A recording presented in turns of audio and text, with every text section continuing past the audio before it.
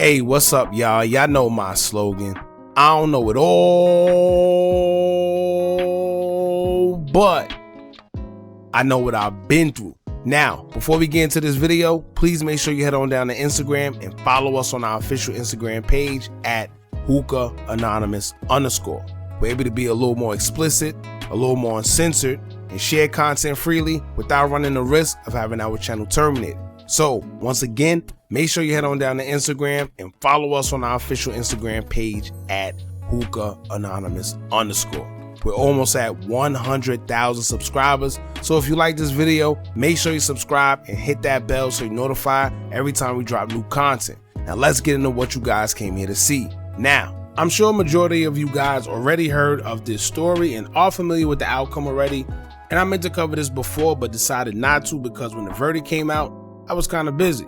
However, realizing the importance of this situation and how someone can easily ruin their whole life mistakenly, being in that lifestyle that all these kids love to glorify, I figured with this platform it makes sense to spread awareness. Time after time we hear these kids taking the lives of other kids, and at this point most of these guys aren't even considered legal to drink liquor, and they're ending their own lives.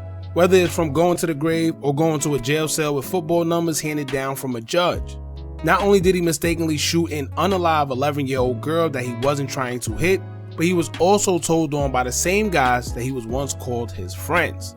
So as I always say, it's no loyalty in the streets these days, let alone morals, values, or principles. Everybody is for themselves, and these guys are young, throwing their lives away over scraps. We're talking about a kid here who's only 26 years old now and was just given 71 years behind bars. They was better off just saying he was given life because more than likely he will end up losing his life while he's incarcerated.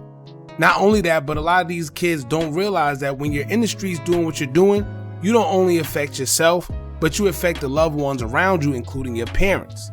In this case, the victim's family is also affected due to a bullet that wasn't even meant for someone's daughter. So I want to get into the story briefly and talk about what actually occurred, then get you guys' opinion on it, and then in the end, you can say what you want to say. Before we get into it, make sure you hit that thumbs up button so we can get this video onto the algorithm and spread awareness to situations like this. If you aren't subscribed to the channel already, make sure you do so now as well. Let's get straight into it. 26-year-old Anthony Jones, also known as Oblock Rage amongst his peers, was convicted in November of 2023 for the death of an 11-year-old girl by the name of Takia Holmes. Jones' conviction would come after 7 years when he would take Takia's life in February of 2017 at just 19 years old, when a bullet that wasn't for her would hit her during a feud between rivals.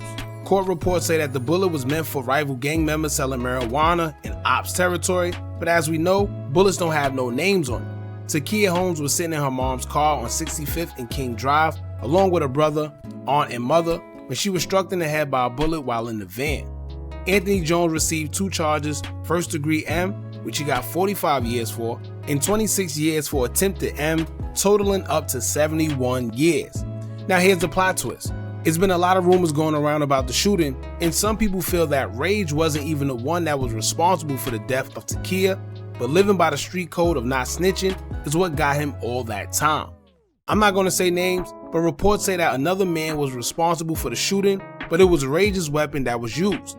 A cameraman spoke out about who really did the shooting, stating that he had footage of the real suspect, but they say that CPD allegedly made the cameraman erase the footage and threatened to make him an accessory to the crime if he kept it.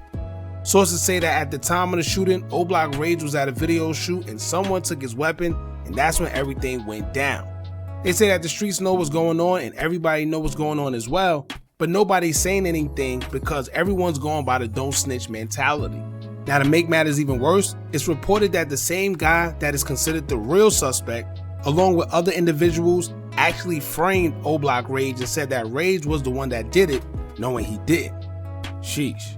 Now paperwork had floated around about people who told on Rage, and Rage was actually someone who they considered that stood on his business. It's just this time he would be what most people considered framed, but it's nothing that no one is doing about it. Can you imagine getting snitched on and for something you never did, you end up getting 71 years? It's like a double whammy because not only is people snitching on you, but they're lying on you as well. Crazy. Now I guess Rage got tired of being a quote-unquote strong person because paperwork of Rage telling on the guys who was present on the scene hit social media back in December of 2023 after he was in jail for a number of years fighting a case that people were snitching and lying on him about. The only thing is, some people wonders what took him so long. And to be honest with you, 9 times out of 10, jail probably broke him. You know, once it probably settled in that he will probably be there for the rest of his life, he decided to pretty much talk instead of being a strong guy and not telling, and you know, the whole don't snitch mentality. He probably threw that out the window after talking to a family member or just coming to the realization that he's really about to sit in jail for the rest of his life for something that he allegedly didn't do. Now, in the paperwork that started floating around, watermarked by Chusky, it would be of Oblock Rage stating what happened according to him. In the paperwork, Rage would say, quote, Jones admitted that he was present at the scene when Holmes was shot. Jones stated that he was with such and such and that they had a brief interaction with such and such. Jones stated that they had learned from such and such that ops, a street term for members of the opposing gang, were selling marijuana in their territory. Jones stated that the group he was with walked to a driveway besides King Drive and observed 3 opposing gang members on the opposite side of the street. Jones said he believed one member of the opposing gang had a gun and he told a member of his group to blow, a term meaning to shoot a gun. Jones said a member of his group began shooting at the 3 individuals on the opposite side of the street. Jones said the 3 began to run southbound towards 65th Street. Jones said that his group then ran back such with Jones at the rear because of rib pain. Jones admitted to wearing a blue jacket with tan arms, as seen in security footage. Jones stated that he was not the shooter and implicated such and such as the offender. RDs challenged Jones as to some of the detail he gave regarding the scene, and at the time he requested a lawyer. RDs ended the interview at that time. Jones was taken to the 2nd District lockup. CERI statements of Jones. On February 14, 2017, such and such was present at Area Central. Such and such agreed to view a photo array. The array included Antoine Jones. Detective Moresso, number 20183, acted as an independent administrator. Such and such identified Antoine Jones from the array as such and stated that this is the such and such he knows from Oblock that he had seen prior to the shooting and again on the security footage taken from the time of the shooting of Holmes. So one of the main reasons I decided to cover this story is to show the guys coming up how tricky that lifestyle can be that they glorify. This kid life is pretty much over, where he's been in jail since he was 19 years old and has a release date of 2095. Now, aside from the rumors of him not being the actual shooter, let's say that he was the one that fired the shots. No one intends on hitting an 11-year-old girl, right? I'm sure that whoever did it meant to hit their target, which was their ops, but one mistake was made and now someone will never see the light of day again.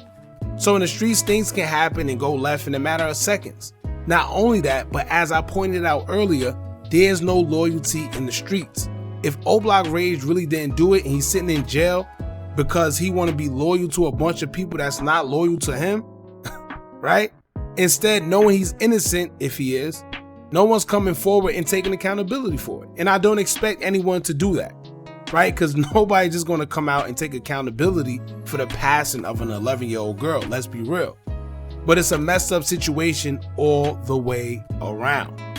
Then the even crazier part is how these guys decided to cooperate on this kid who was allegedly not even the real suspect. Right? So it's one thing to get caught up in it and not be the one that actually did it, but it's another thing for the same guys that know who really did it, sitting there cooperating against somebody else that's innocent, if that is the case. Right? So what was their real motive against him and why? Then also CPD. People say that the cameraman had visual evidence of who really did what when he spoke out, but for some reason, CPD made him erase it. But why wouldn't CPD want the real suspect if that is the case? Right? We're just speaking allegedly. The only thing I could think of is that Oblock Rage wasn't a nuisance to the police and they wanted to use any and everything they can get to be able to hold him, and that's what they did. Right? A lot of times that's what works too. If you out here causing mayhem and they know that, but they really don't have nothing against you, the smallest thing that they could get you on, whether you did it or not, you just got to be a suspect. And they're going to make it their business to grab you. That's the tricks of the street, right? That's what you got to live with. The thing is, these guys be so young, sometimes they can't even comprehend that. They still think, oh, well, the law is the law. No, sometimes the law get bent. right? Especially if the cops is the one doing it. So please be real cautious if you out there in the streets doing whatever it is you're doing. Nobody can tell you what to do but you, right? So at the end of the day, you will have to fix whatever you have in your life going on.